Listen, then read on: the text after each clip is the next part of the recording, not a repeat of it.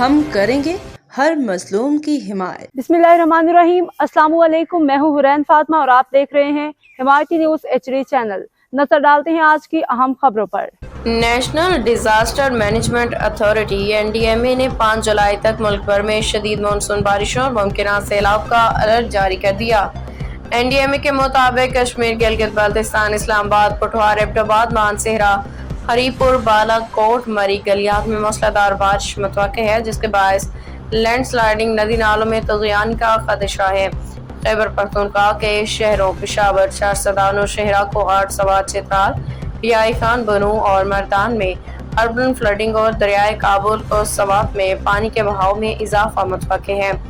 NDMA نے بتایا کہ آج سے 5 جولائی تک پنجاب کے شہروں راولپنڈی، اٹک، چکوال، جہلم، منڈی بہاؤالدین، گجرات، سیالکوٹ، گوجرانوالہ، ناروال، لاہور، فیصل آباد، سرگودا، شیخوپورہ، قصور میں شدید بارشوں کا امکان ہے، جس کے باعث نشیبی علاقوں میں سیلابی صورتحال بن سکتی ہے۔